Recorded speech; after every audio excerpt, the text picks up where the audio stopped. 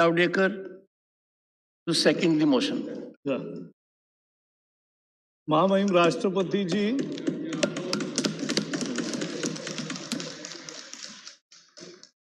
राष्ट्रपति जी के अभिभाषण पर धन्यवाद प्रस्ताव पे सदन चर्चा करेगा। उसमें मेरे साथी डॉक्टर लक्ष्मण जी ने जो धन्यवाद प्रस्ताव रखा उसका मैं समर्थन करता हूं। उन्होंने वर्णन किया कि पहली दफा आदिवासी समाज की एक महिला नेत्री राष्ट्रपति बनी है।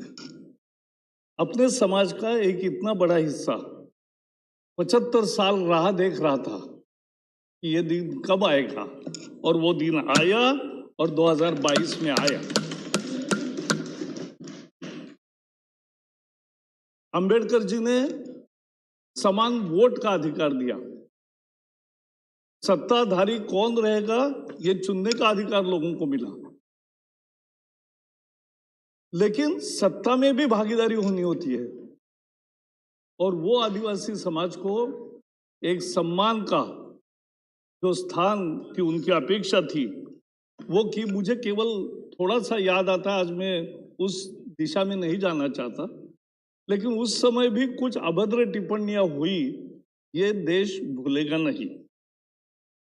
उनका संयुक्त अधिवेशन में जो भाषण हुआ वो जोशपूर्ण था, कारगर्भित था, मुद्दों से लैस था। देश के तरक्की की चर्चा थी, गरीब के उत्थान का मंत्र था। सबका साथ, सबका विकास, सबका विश्वास, सबका प्रयास, इसका अर्थ स्पष्ट करने वाला यह भाषण था। मैं उनके धन्यवाद प्रस्ताव का समर्थन करता हूं। पिछले 7 साल में क्या क्या पाया देश ने, सबको अभिमान होना चाहिए। हम 9 साल हो रहे, पूरे होंगे मई में, तो ये हम 10वें नंबर की अर्थव्यवस्था थे, 10th in the world economy. Now we are 5th। 7 साल में 5 स्टेप्स कदम आगे जाकर हम आए हैं।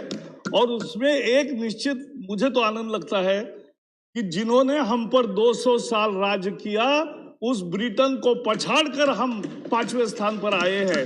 ये भी एक महत्वपूर्ण बात है। 14 में हमें फ्रजाइल 5 कहते थे, आज टॉप 5 हो गया। आज दुनिया में इन्फ्लेशन 10% से 40-50% तक भी है, भारत में 6% से कम है। फास्टेस्ट ग्रोइंग नेशन अपना देश है, लेकिन उस पर मैं बाद में बात करूंगा। दुनिया में भारत की प्रतिष्ठा बढ़ी। कोविड को जिस तरह से भारत ने डील किया, सभी देश उसकी सराहना करते। जो देश मार्जिन पर था, आज अनेक क्षेत्रों में नेतृत्व कर रहा है। यह कैसा हुआ, इसका विवेचन इस भाषण में है। उन्होंने शुरू में ही कहा कि यह स्थिर, निडर, निर्णायक और बड़े सपनों के लिए काम करने वाली सरकार है। मैं उसी सूत्र को पकड़ के कुछ चीजें आपके सामने रखना चाहता हूं। फिर सरकार 30 साल के बाद आया। 84 में पूर्ण बहुमत वाली सरकार थी, एक पार्टी का बहुमत था।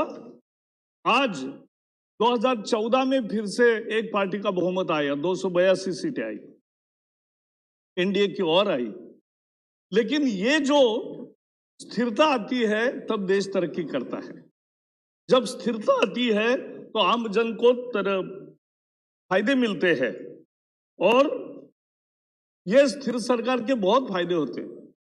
ये स्थिरता आई, और ये किसने लाई? भारत की जनता ने लाई। भारत 2019 में 80 करोड़ वोटर थे, अब 2024 में 90 करोड़ वोटर हो जाएंगे। इतना बड़ा लोकतंत्र दुनिया में कहीं नहीं। और एक तरह से मदर ऑफ डेमोक्रेसी जो कहते हैं वो भी इतने सही है कि बसवराज ने जो अनुभव मंडपम चलाया कर्नाटक में, वो लोकतंत्र का एक पहला बहुत अच्छा सफल प्रयोग था। 70% वोटिंग होता है अपने देश में। अनेक देशों में आप देखो, जो तरक्की किए हुए देश है, विकसित देश है, 30, 40, 45% वोटिंग होता है। हमारे यहाँ 70% वोटिंग होता है। सामान्य मतदाता अपने विवेक से और रोबस्ट कॉमन सेंस से सरकार का चयन करती है। यह हमारे भारत का, वो अपने परसेप्शन से चुनता है किसको चुनना है। एमिनेंट जूरिस्ट नानी पालखीवाला यूज्ड टू से that in our country, illiterate intelligence is more effective than educated incapacity. यह उनका अभिप्राय था उस समय, और वो आज हम देख रहे हैं। सामान्य जनता तय करती है। समाचार पत्र नहीं पढ़ा वो भी वोट देता है। टीवी के पॉलिटिकल डिबेट्स नहीं देखा वो भी वोट देता है। और जिसने कोई राजनीतिक भाषण में कभी नहीं गए, कोई सभा अटेंड नहीं की, वो भी वोट देता है और अपने विवेक से वोट देता है। आई salute the robust common sense of the people of India. इस रोबस्ट कॉमन सेंस ने अनेक बार राज्य में और केंद्र में सत्ता बदली, ये भी हमने देखा।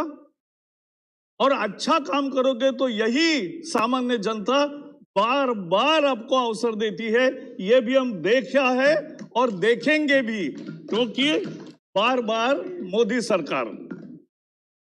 We should be proud of our vibrant democracy. 30 साल देश ने अस्थिरता का अनुभव किया, उसका वर्णन मैंने किया, बहुत नुकसान हुआ। मोदी राज्य के प्रमुख और देश के सरकार के प्रमुख लगातार 21 साल हो गए। 2001 में उन्होंने 7 दिसंबर को शपथ ली थी। 21 साल पूरे हो गए और 21 साल में हर बार उनको ज्यादा जन समर्थन मिला है और लगातार वो सत्ता में बने हैं। ये एक तरह से लोकतांत्रिक देश में विक्रम है। ये गरीबों का आशीर्वाद मिला। कभी तो सोचो कि क्यों गरीब उनको अपना मानते हैं, गरीब उनको वोट क्यों देते हैं? क्योंकि केवल देश के लिए काम, परिवार नहीं, स्वार्थ नहीं, भ्रष्टाचार नहीं, दिवाली भी सैनिकों के साथ बिताते हैं। तो ये 21 साल में एक दिन भी छुट्टी नहीं, एक दिन भी बीमार नहीं, ऐसा तो किसी ने कभी नहीं देखा। लेकिन लगातार देश के लिए काम करना, और इसलिए उनके लिए हमारे पार्टी में एक नारा है, nation first, party next, self last. लेकिन मोदी जी को मैं देखता हूं तो मुझे लगता है nation first, nation first, nation first, यही उनका तरीका है। मेहनत की राजनीति है, प्रतिभा की राजनीति है, दूरदृष्टि की राजनीति। दूसरा मंत्र अंत्योदय। अंत्योदय में गरीब, पीड़ित, वंचितों का विकास, उपकार नहीं, दया नहीं, केवल कल्याण नहीं, एम्पावरमेंट, सशक्तिकरण, अपने पैरों पर खड़े होकर आगे बढ़ने का अवसर, इसका नाम है एम्पावरमेंट। वर्णन किया लक्ष्मण जी ने कि कितनी सुविधाएं गरीब के घर में आई, पूरा सैचुरेशन, एक तरह से उसका बेसिक जीने के जो आवश्यक साधन है। और मैं एक एक उसका दूसरा ही रूप एक भी बताऊंगा। टॉयलेट हुए 12 करोड़। हम जब भी, आप सब लोग जब टूर को निकलते थे, प्रवास में जाते थे, तो हमेशा लोग पानी का लोटा लेकर जाने वाले लोग हम देखते थे। लेकिन अब नहीं दिखता है। और केवल इतना ही नहीं, यहां जो डॉक्टर बैठे हैं उनको भी पूछो, वो रेलवे स्टेशन पर जो गंदगी होती थी, जो शहर में गंदगी होती थी, उसके कारण, मैं वही बता रहा हूं, तो उसके कारण जो डायरिया से कितनी मौतें हर साल होती थी, क्योंकि पेट में इन्फेक्शन जाता था। लेकिन अब ये स्वच्छता बढ़ने के बाद और टॉयलेट होने के बाद ये लगभग खत्म के कगार पर है और डायरिया की डेथ नहीं होती। आपके डॉक्टर मित्रों को पूछिए, ये मेरे साथ डॉक्टर बैठे ही है यार। तो हाँ, डॉक्टर भगवत करण डॉक्टर है, इज अ गुड सर्जन। पीछे भी डॉक्टर है, देखो भारती जी बहुत है। प्लीज आप माननीय सभी जावड़ेकर जी, पेशेंट का एड्रेस द इलाज चेयर। करने के लिए यहाँ बहुत डॉक्टर है। माननीय एक प्लीज मिनट, प्लीज मैं जरा आज कुछ विचार जावड़ेकर जी, रखना एड्रेस चाहता करिए हूँ। चेयर की तरफ। तो गैस, Please. बिजली, नल का पानी इतनी आसान चीज नहीं है सर। हमने सबने देखा है कि कितनी दूर से महिला लाती थी पानी, अब घर में आएगा। मेरे घर में चौथी तक बिजली नहीं थी, बिजली आई, कितना आनंद आया। नहीं तो लालटेन में हम गुजारा करते थे, लालटेन में पढ़ाई करते थे, वो बदल गया। आयुष्मान योजना से कितनी जिंदगियां, 4 करोड़ लोगों को मुफ्त इलाज मिला है। एक नई चीज बताता हूं, आज तक रूरल एरिया में बीमा कोई लोग खरीदते नहीं थे। Nobody was taking purchasing policies, insurance policies, और नहीं उसका करते थे। लेकिन अब 24 करोड़ लोगों ने बीमा, जीवन ज्योति बीमा और सुरक्षा बीमा योजना, ये दोनों लिया है। Sir, I was serving with bank of Maharashtra. राष्ट्रीयकरण के बाद हम तुरंत लगे थे, गरीब के लिए दरवाजे खुले, ऐसा उस समय बहुत कहा गया। लेकिन फाइनली क्या हुआ, 2014 में जब गिनती हुई तो 50 करोड़ लोग, 47 करोड़ लोग ऐसे थे जिनका अकाउंट नहीं था, और 47 महीने में 47 करोड़ जनधन खाते खुले। ये देश में हुई एक बड़ी क्रांति है, हम भूल नहीं सकते। ये जैम ट्रिनिटी, जनधन, आधार, सर आधार हर एक के पास आया, 130 करोड़ आधार आए। नंदन नीलेकणी ने अपने एक लेख में लिखा है कि आपको मालूम है नंदन नीलेकणी प्रसिद्ध व्यवसायी है, विशेषज्ञ है, कांग्रेस के उम्मीदवार भी थे बंगलोर में, और हार गए, आनंद कुमार जीत गए। लेकिन वो आधार के प्रमुख थे। तो मोदी जी ने उनको बुलाया, उन्होंने अपने मोदी एट 20 इस किताब में भी उनका ये लेख है। उन्होंने कहा कि मुझे लगा अब तो मैं इतना भूमिका लिया हूं तो मेरा तो जॉब नहीं रहेगा, दूसरे किसी को देंगे। लेकिन मोदी जी ने कहा, पूरे 3 घंटे उनका प्रेजेंटेशन लिया, और उन्होंने लिखा है कि ये एक मुख्यमंत्री थे, गुजरात के थे, तब भी मैंने देखा उनको विषय समझ रहा था। और उन्होंने कहा कि बाकी सब भूल जाओ, आप ही ये काम पूरा करोगे। तब तक केवल 30 करोड़ आधार बांटते गए थे। उन्होंने कहा 130 करोड़ आधार बांटने तक आप ही काम करोगे, ये मेरा आशीर्वाद है। ये this is the difference of leadership. Direct benefit transfer जिसका उल्लेख किया, राजीव गांधी 100 रुपए में 15 रुपए मिलते थे, इसलिए आलाप प्रकट करते थे। लेकिन अब 100 के 100 रुपए जाते, और कितने गए सर? 3 साल में 26 लाख करोड़ रुपए गरीबों के खाते में गए। ये कभी दुनिया में कहीं किसी देश में नहीं हुआ है। 26 lakh crore, not a small amount. और उसमें विशेषता यह है कि अनेक लाभार्थियों के नाम झूठे थे, बोगस आइडेंटिटी कार्ड बनाना, बोगस ये सब अपनी एंट्री करना लाभार्थी में, ये पहले होता था। ऐसे लाखों झूठे लाभार्थी आधार, जनधन और मोबाइल के कनेक्टिविटी के कारण ये सब बाहर हो गए, और ये जो लीकेजेस थे इस तरह के, वो भी खत्म हो गए। गरीब को कौशल चाहिए, नौकरी चाहिए, जिसका उल्लेख किया उन्होंने कि स्वनिधि योजना दी, मुद्रा योजना का मैं बताऊंगा ही, और शिक्षा मिले, शिक्षा अच्छी मिले, जो नई नेशनल एजुकेशन पॉलिसी आई है वो समझने जैसी है। अर्ली चाइल्डहुड एजुकेशन, तीसरे उम्र से लेकर 8वीं उम्र तक उसका पूरा विकास हो, कॉग्निटिव स्किल्स का, क्रिटिकल थिंकिंग का, भाषा का, ये उसके लिए है। उसमें परीक्षा नहीं है, इम्तिहान नहीं है, पुस्तक नहीं है, किताब नहीं, कुछ नहीं। Early childhood education will change Indian education for better in coming years. उसमें जो हायर एजुकेशन है, at the higher education and एक काम हुआ है कि फ्लेक्सिबिलिटी दी है। एक साथ 2 डिग्रीज करने की अनुमति मिल गई, आदेश भी निकल गया। उसके बाद उन्होंने फ्लेक्सिबिलिटी में आपके जो मार्क्स है, 1 ईयर काम किया, 1 साल घर में मदद करने की जरूरत है, आप छुट्टी ले सकते हैं। तीसरे वर्ष में, दूसरे साल में जो आना है वो आ सकते हैं। You have a credit bank also.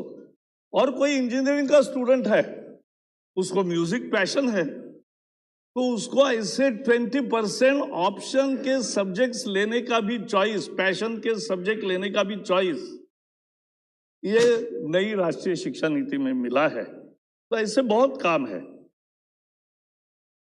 बड़े फैसले जिसका उल्लेख किया लक्ष्मण जी ने कि 370 हुआ इसीलिए लाल चौक में झंडा फहरा सके, कम से कम मान्य करना चाहिए। पहले कुछ दिन तो विवाद भी था, लगाएंगे कि नहीं लगाएंगे। लेकिन मुझे याद है जब मुरली मनोहर जोशी जी गए थे, तब की सरकार ने आग्रह किया था कि मत जाइए, द एटमॉस्फियर विल गेट विशिएटेड। कैसे विशिएट होता? भारत में भारत का झंडा नहीं फहराओगे तो कहां फहराओगे? और अब एक देखो, कांग्रेस के हमारे मित्र सदस्य थे नवीन जिंदल जी ने एक कोर्ट में याचिका की। वो हमेशा राष्ट्रध्वज सबको हमें बांटते थे, और उन्होंने कहा कि राष्ट्रध्वज लगाने की परमिशन मिलनी चाहिए। 75 साल हुए लेकिन नहीं हुआ था। क्यों नहीं किया? एक नियम बदलना था। नियम यह था कि केवल सरकारी दफ्तरों में 15 अगस्त, 26 जनवरी और परमानेंट भी लगाना है तो केवल सरकारी ऑफिस में, और वो भी सूर्योदय के बाद और सूर्यास्त के पहले निकालना है। ये सब था बंधन। मोदी जी ने एक नियम बदल दिया। आज लाखों दुकानों पर हम झंडे देख रहे, लाखों वाहनों पर झंडे दिख रहे, लाखों घरों पर राष्ट्रध्वज दिख रहा है। अरे ये देश को तैयार करने का एक तरीका रहता है कि देश की देश भावना जो होती है वो जगती है। क्यों नहीं किया?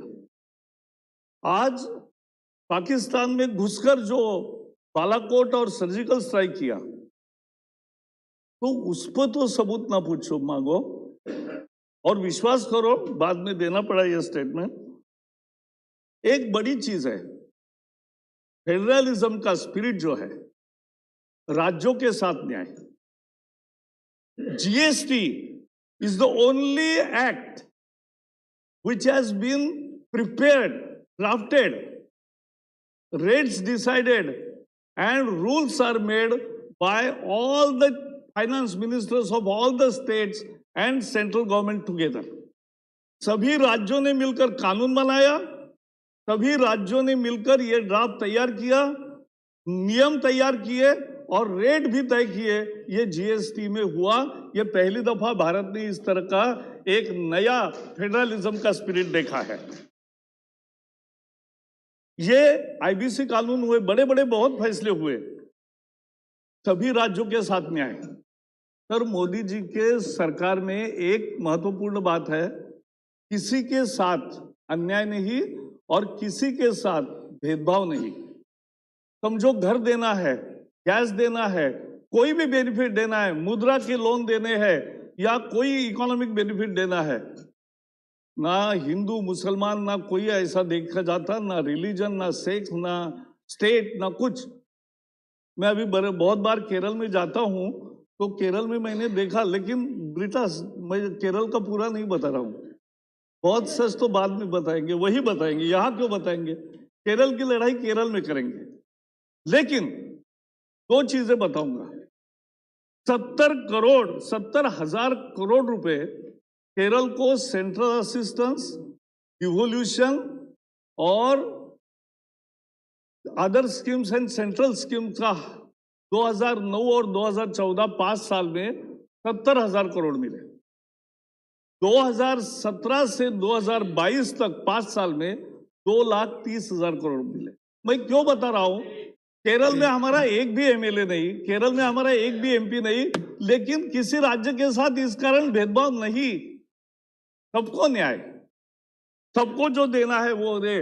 लेकिन अपनी सदस्य है पीटी उषा, वो देश का नाम पहली हमारी रनर है और पहली हमारी गोल्ड मेडलिस्ट है, लेकिन उसकी जो एकेडमी है, जो एकेडमी देश में नई महिला खिलाड़ी तैयार करती है सालों से, उसको भी वहां कब्जा कर लिया। और वहां भी उसका कब्जा करके हॉस्टल है, वहां लड़कियां रहती है, लेकिन वो भी हथियाने की कोशिश होती है। मुझे विश्वास है कि केरल की सरकार भी ध्यान देगी। मैंने कल जॉन ब्रिटास को भी बोला है कि ये ठीक करने की जरूरत है, तुरंत करें। सर, तीसरा मंत्र है सुशासन। मैं कुछ नई चीजें केवल आपके जानकारी में दे रहा हूं, मालूम होगी आपको बहुत सारी, लेकिन कुछ नया होगा इंफॉर्मेशन। एक प्रगति करके कार्यक्रम मोदी जी ने चलाया। क्या है प्रगति? देश में अनेक प्रोजेक्ट्स, इरिगेशन के, रेलवे के, एयरपोर्ट के, सड़कों के, बाकी अनेक इंफ्रास्ट्रक्चर डेवलपमेंट के मूलतः वो 50% काम हो गया, 60% हो गया, 70% हो गया, खर्चा हो गया, लेकिन छोटी कोई दिक्कत है इसलिए वो पूरा नहीं हुआ, उसका बेनिफिट नहीं मिला।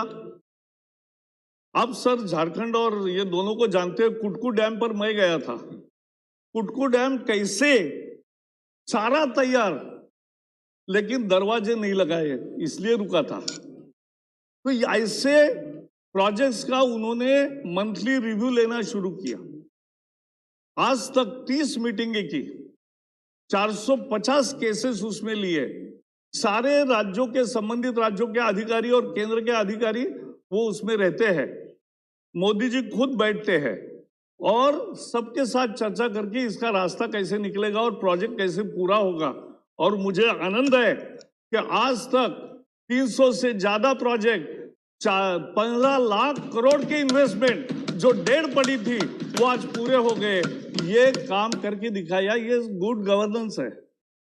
ये पार्टी नहीं है, ये वोट बैंक नहीं है, ये कुछ भी नहीं है, ये देश के लिए काम करने का एक हुनर है। एलईडी बल्ब्स, आज सब जगह हम देखते हैं एलईडी बल्ब्स है। इसकी कीमत 9 वैट के बल्ब की हो 300 रुपए थी 2014 में, 300 रुपए, इसलिए लोग नहीं लगा रहे थे। उससे ज्यादा 50 रुपए की ट्यूब अच्छी है। लेकिन मोदी जी ने, यानी सरकार ने, उस समय पीयूष गोयल थे वहां, तो सारे उत्पादकों को बुलाया, देश के विदेशी सबको, कहा कि हम 200 करोड़ एलईडी बल्ब लेंगे। कितने? 200 करोड़। बताओ कि कस्टमर को कितना सस्ता दोगे? अनेक उद्योजक मुझे मिले, उन्होंने कहा ऐसा सवाल तो हमने पहले सुना है, नहीं तो हम 200 करोड़ का ऑर्डर देंगे, हमारा क्या? ऐसा पूछने का रिवाज था। लेकिन बदला, लेकिन हमने पूछा कि जनता को कितना कम देंगे। और मुझे खुशी है, the best ever this kind of negotiation brought prices down from 300 rupees to 70 rupees. 70 रुपए में आज मिलने लगा। इतना बड़ा परिवर्तन हुआ और सचमुच सभी बिल्डिंगों में, सभी घरों में। और ये पर्यावरण पूरक है, इससे बिजली खपत कम होती है, इससे लोगों की बिजली में बचत भी होती है बिलों में, और इससे पर्यावरण का फायदा होता है क्योंकि कार्बन एमिशन कम होते हैं। तो ये करके दिखाया।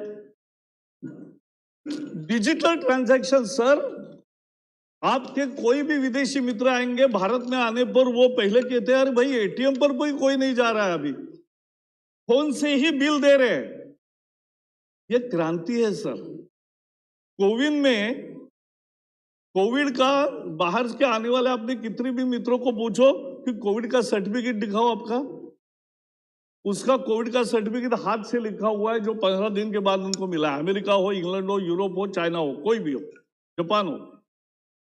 हमारे यहाँ कोविड का सर्टिफिकेट 5 मिनट में आता है और वो डिजी लॉकर में डाला तो फिर किसी को बाकी चिंता करने की जरूरत नहीं। ये तरक्की हमने करके दिखाई।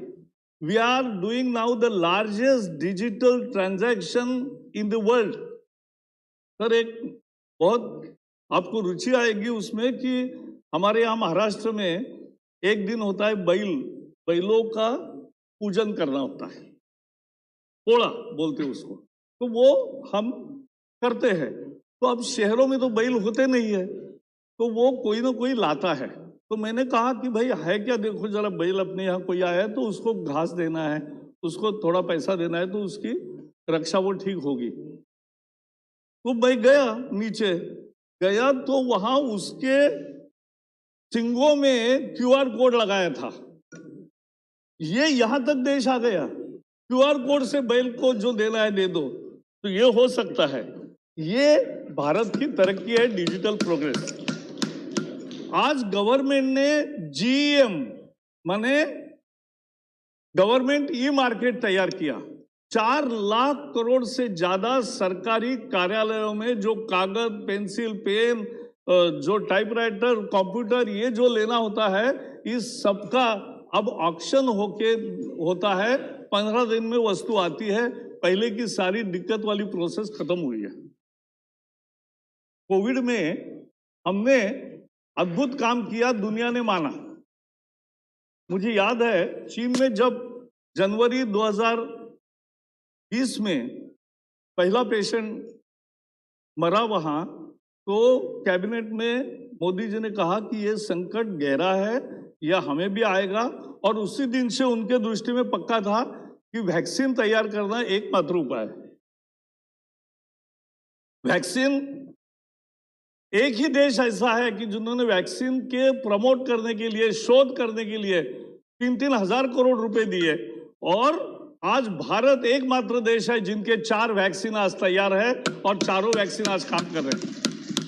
सर, याद करिए, जब वैक्सीन अपना तैयार हो रहा था तब फाइजर का आया था, तो कितने नेता उस समय फाइजर फाइजर फाइजर का लो, फाइजर का लो। आज वापस जाके देखो, Pfizer is less effective and more side effects. और कोवैक्सीन आया तो अपने यहां बैठे हुए अनेक सदस्यों ने भी कहा कि ये तो रिस्क में डालने जैसा है जान, और ये तो टेस्टेड नहीं है, ये कि क्या क्या आपत्तियां उठाई। लेकिन मोदी जी ऐसे टिप्पणियों पर कोई उल्टा उत्तर नहीं देते। उनका जब नंबर आया वैक्सीनेशन के लिए तो वो गए और उन्होंने कोवैक्सीन लिया। उसी दिन से उस पर की सारी टिप्पणियां बंद हो गई, क्योंकि खुद प्रधानमंत्री ने लेकर दिखाया कि मेरी जिंदगी खतरे में है, ऐसा आपको कहना है तो है, लेकिन मैं कोवैक्सीन लूंगा। तो ये करके दिखाया। कोविड में अनेक लोगों ने बहुत कमेंट्स किए। पहले आपको भी याद होगा कि क्या थालियां बजा रहे हो, क्या तालियां बजा रहे हो।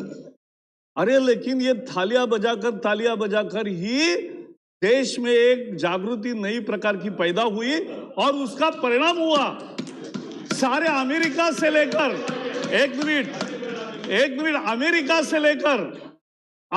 से लेकर यूरोप तक सब जगह वैक्सीनेशन के खिलाफ प्रोटेस्ट हुए, सर, प्रदर्शन हुए, वैक्सीन हेजिटेंसी दिखी।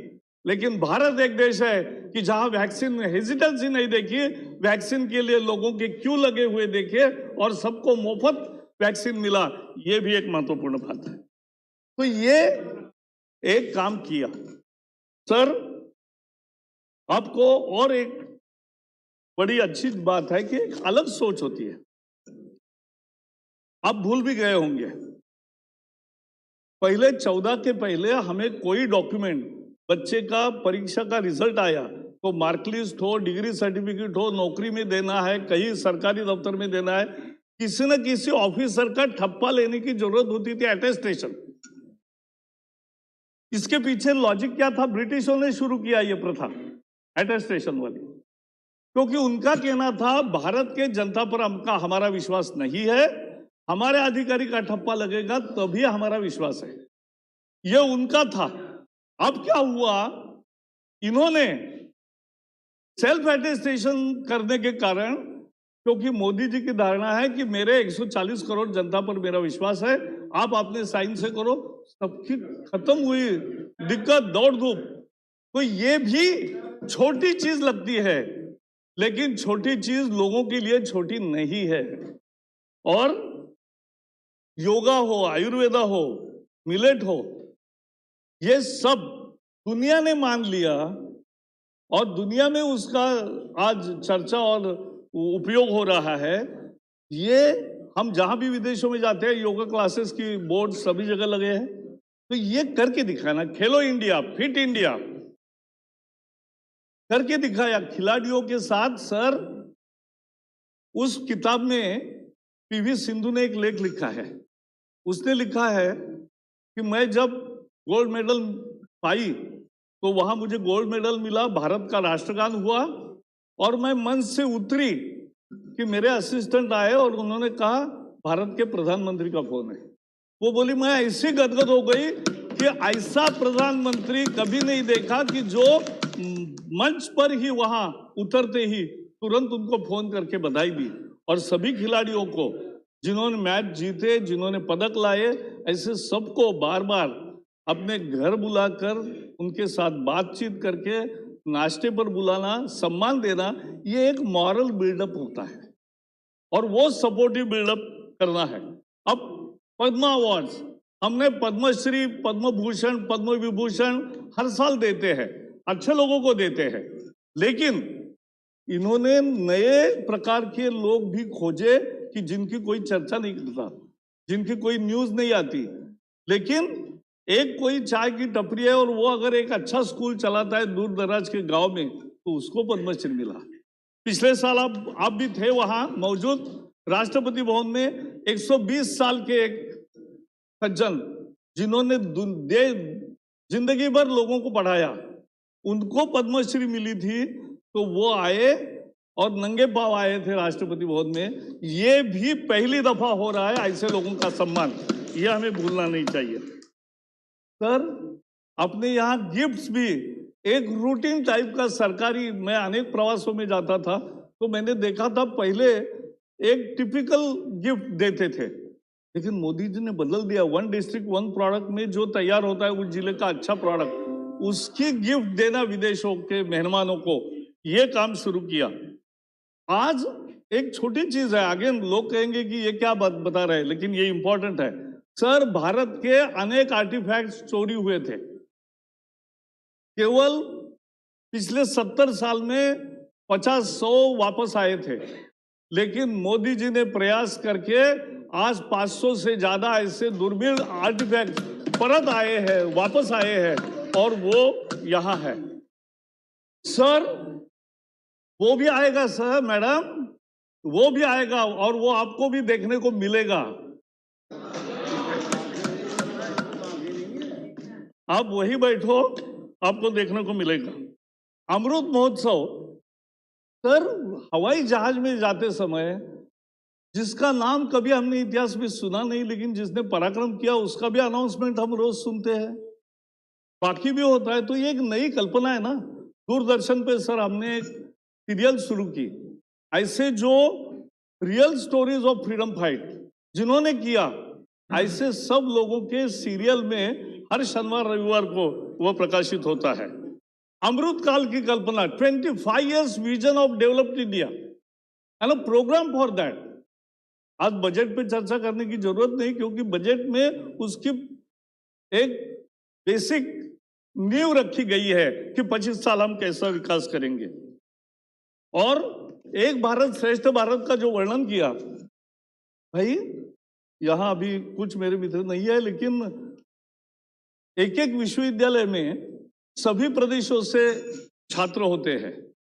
हमने शुरू किया कार्यक्रम कि सभी प्रदेश अपना अपने डांस, अपना कलिनरी, अपना फेस्टिवल्स, वो सब एक साथ सेलिब्रेट करेंगे। कितनी अच्छी चीज है। एक भारत के सभी भाषाओं के प्रति आदर भाव, भारत के सभी राज्यों के प्रति आदर भाव, ये बढ़ाने का ये कार्यक्रम है और ये आज चल रहा है। आज लास्ट 2 मुद्दे मेरे सर, महंगाई का जैसा मैंने वर्णन किया, हमारी 6% पे है, बाकी जगह 15 और 50% पे भी है, और पाकिस्तान की क्या दशा है वो आप देख रहे हैं, बाकी भी दुनिया में देखा है। तो ये inflation management was not a easy job, it was most difficult job, but continuous monitoring and immediate remedial actions have resulted in managing in better way the inflation in this country.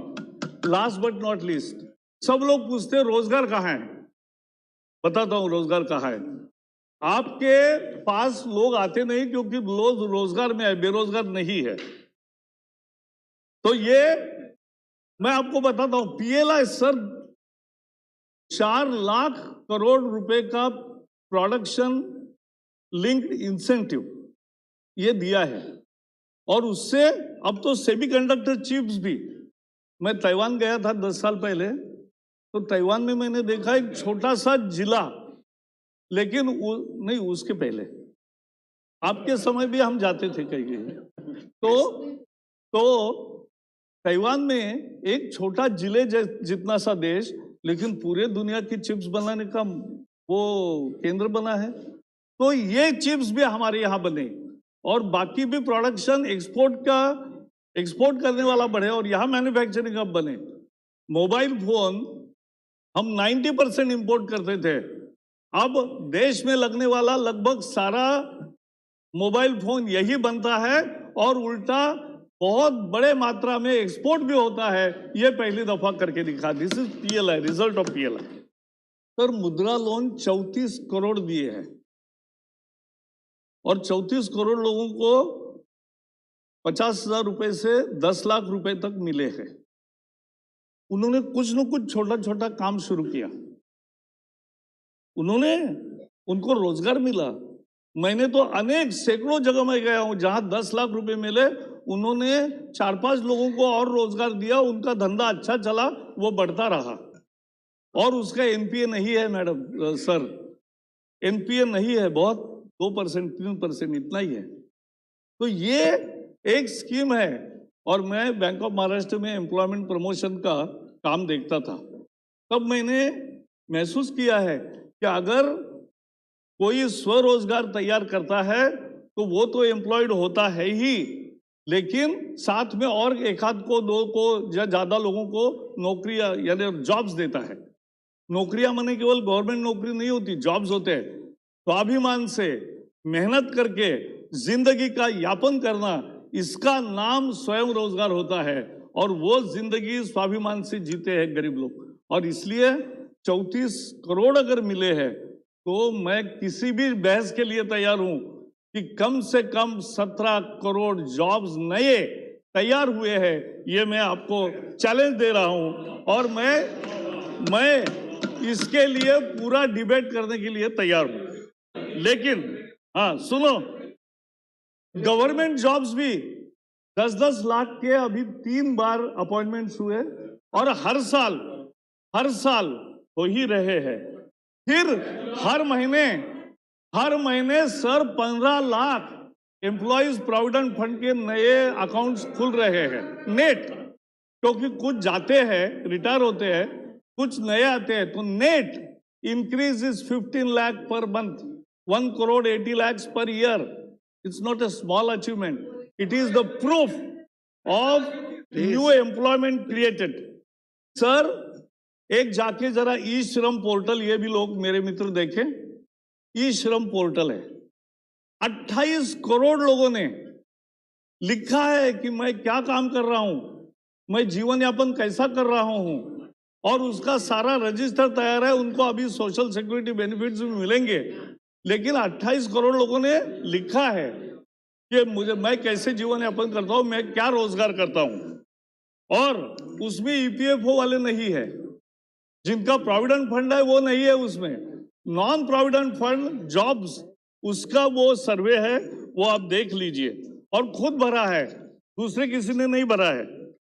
Startup India, sir startup India 2014 में 4-5 हजार थे, आज 80,000 startup है और लाखों लोगों को वो रोजगार दे रहे हैं, नए आइडियाज है, दुनिया में एक्सपोर्ट कर रहे हैं। Stand up India, sir schedule caste, schedule tribe और विमेन एंटरप्रेन्योर्स को 1 करोड़ तक का कर्जा 3% ब्याज पर विदाउट एनी कोलैटरल गारंटी ये दी जाती है स्टैंड अप में। और आज 2-2.5 लाख से ज्यादा ऐसी महिला उद्यमियां तैयार हुई है। These are real stories, inspiring stories of success of India and we all should be. Last but not least, sir we want innovation led development, क्योंकि only those countries will prosper which will innovate. मैं Steve Jobs को मिला था, 2 दिन उनके साथ था, मैं महाराष्ट्र का तब आईटी टास्क फोर्स का चेयरमैन था। तो उस समय आईफोन निकला नहीं था, लेकिन उसकी विजन क्लियर थी। वो हाथ में ऐसा दिखा कि मैं एक ऐसा हैंडहेल्ड तैयार कर रहा हूं कि जो लोगों की जिंदगी बदल देगा और इतने इतने फीचर्स होंगे। हमें लगा ये डे ड्रीमिंग कर रहा है, लेकिन हुआ। तो शोध ऐसे ही होते हैं, तो शोध से ही वैल्यू एडिशन होती है, शोध से ही प्रॉस्पेरिटी आती है। तो India is entering into a new phase. मैं शिक्षा मंत्री था तब हमने हैकाथॉन शुरू किया। सर आज 12,000 स्कूलों में अटल टिंकरिंग लैब्स है।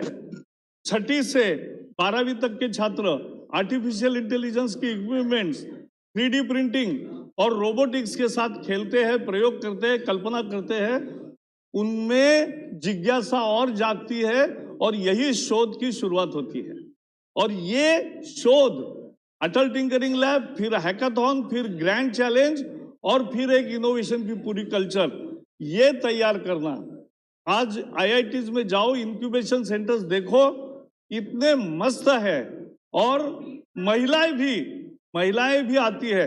आपको पता था महिलाओं की, मैं जब शिक्षा मंत्री था तो एक दिन ऐसा ही विषय निकला, तो आईआईटी में केवल 4% छात्राएं थी। तो मैंने कहा इतनी कम क्यों है?